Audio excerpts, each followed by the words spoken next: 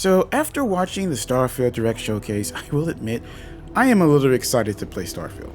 Now, because of this excitement, I've been watching a lot of the videos about the game, and I noticed that a lot of people have been comparing this game to No Man's Sky, and I've been kind of doing it too. Now, many people might say that you can't do this. You can't compare these two games because they're two different games, on top of the fact that No Man's Sky has been out for years now, and Starfield hasn't even released yet.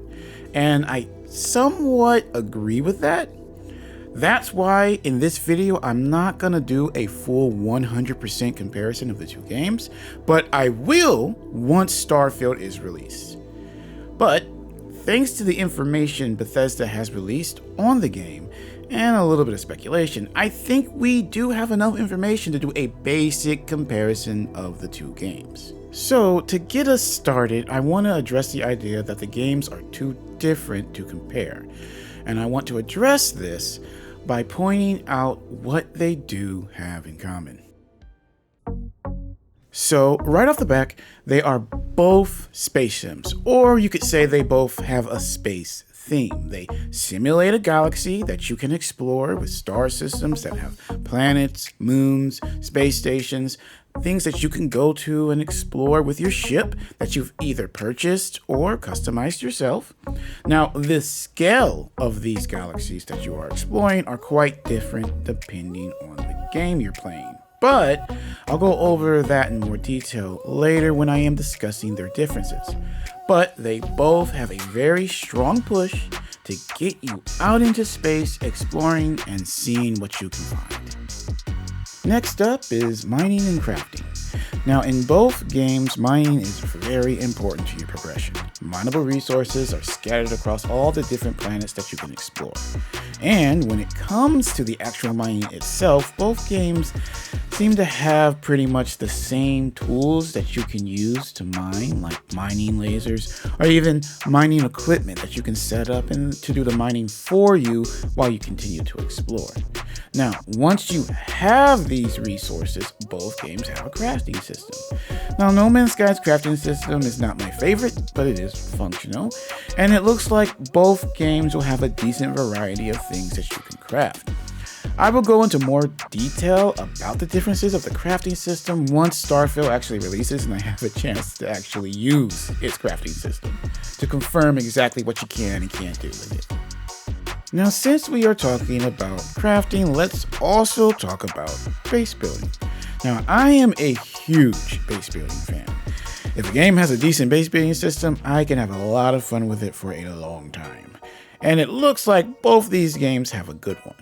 They both allow you to pretty much build wherever you want on the available planets in the game. In No Man's Sky, though, as long as you have the resources, you can pretty much build as big as you want. I don't think that really transfers over that much to Starfield. It looks like it does have a building limit, but we don't know exactly how big or small that limit might be. That's something we'll have to wait and see, but it still looks like we'll be able to make some decent sized bases and settlements. Maybe not as big as No Man's Sky settlements and bases, but still a good enough size to compete with it. They also both have their own different versions of a mobile base. In Starfield, you can take one of your ships and then customize it to set it up as a mobile base that you can then use as you're exploring, allowing you to hire crew with skills you may need or set up rooms where you can craft or store things that you find along the way. No Man's Sky does something similar with its freighter system. Once a freighter is purchased, you can then go into it and customize it, putting in rooms, just like Starfield, that you can craft things in. You can hire crew with certain skills that you may need. You can store things for later. You can even manage your own fleet. Another feature that both games have. Although we do not know just how big the fleet can be in Starfield, it still is a cool feature that they both have. Now, I do feel like they do have more things in common that I could discuss, but I want to save those for when I can do an actual deep dive comparison of the two games once Starfield comes out. For now, Let's start to get into their differences. Now, when it comes to game genre, they both kind of fall into the same categories, like both of them being open world, as well as both of them being space sims. But there is one big difference. Starfield is an action RPG with a strong focus on combat and storytelling, whereas No Man's Sky is an action adventure game with a strong focus on survival and exploration. Now understand, I am not saying that No Man's Sky doesn't have combat, or that Starfield won't have survival mechanics or exploration. All these elements are in both games, but their focus is very different depending on the game. I've been playing No Man's Sky ever since it first released. And when it first released, there wasn't that much you could do, especially if you compare it to today's No Man's Sky, after multiple big updates. But even though there wasn't that much to do, the main focus of the game was still there and realized. It was all about exploration. What's the first thing you would have to do when starting the game? Fix your ship so that you can start exploring. The next thing you were gonna do was upgrade your ship and equipment. Why? So that you could explore even further. The whole goal when the game first got released was either to explore the galaxy freely or make your way to the middle of the galaxy. Again, the whole entire time, exploring, discovering things, going on a journey and seeing what you find along the way. In fact, discovering planets and alien life forms was actually a big push for the game before it came out. And I will admit, it was actually pretty cool when I first discovered something in the game and it was marked as my discovery. It made me want to get back out there and keep discovering more and more things. In fact, I believe that's why the playable area in No Man's Sky was made so big. We're talking billions and billions of planets.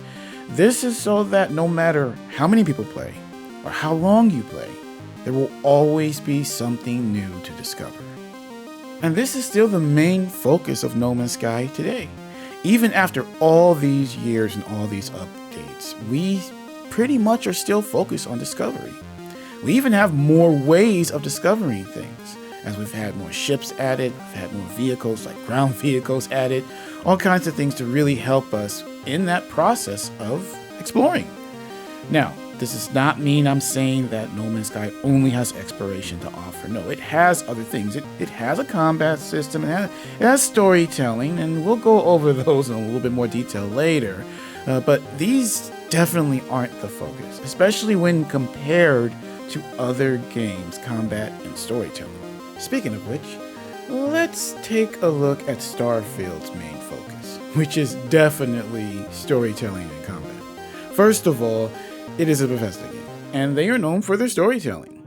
I can definitely agree with that too. I am a huge fan of the Fallout series as well as the Elder Scrolls series, and there's a lot of really good storytelling in those games. And from what we've been told and shown about Starfield, story plays a really important role in this game as well. The story literally starts right at the beginning of the game as you're creating your character. You can choose certain traits which will tie into the backstory of your character. Now, this decision will also be applied to certain story moments throughout the game. This allows you to have multiple different stories being told to you every time you play through the game. Well, at least until you run out of traits to try. In contrast, No Man's Sky has nothing like that. In fact, at the beginning of the game, you can straight up skip the story if you want to. And if you do skip it, you're not really going to miss much. I found No Man's Sky very lacking. I'm sorry, it's just very boring. It doesn't help that the method in which the story is presented to you is horrible. Everything is relayed through text. There is no audio dialogue, no talking whatsoever.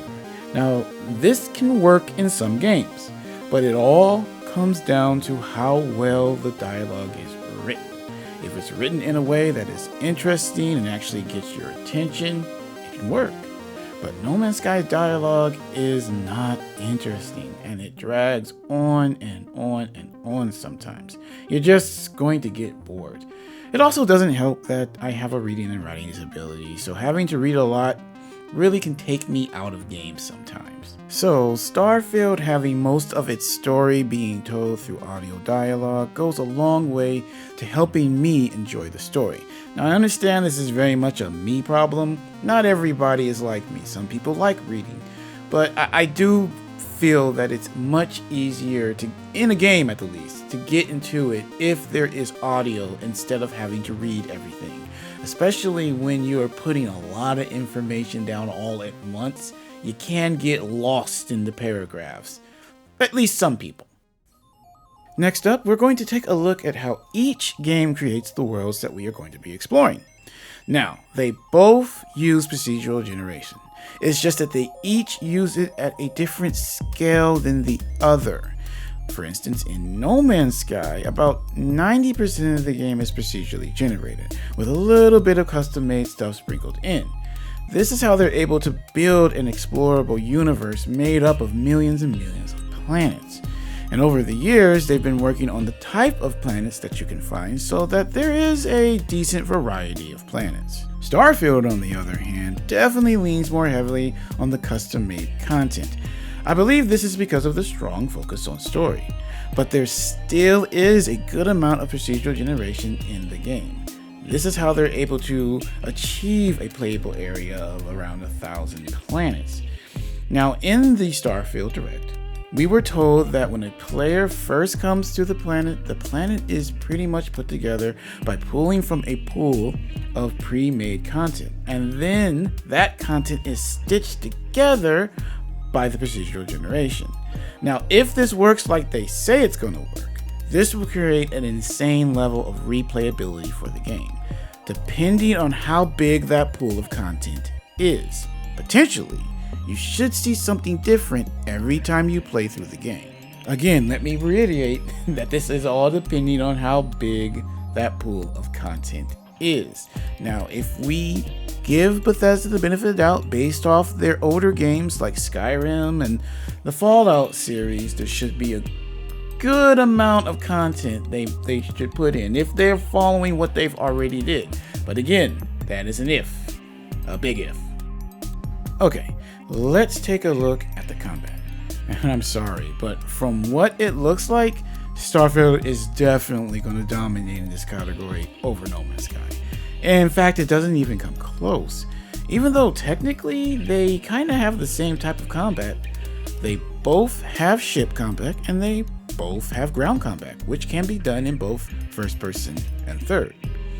It's just that No Man's Sky's combat, although I can have fun with it, does not have that much depth to it.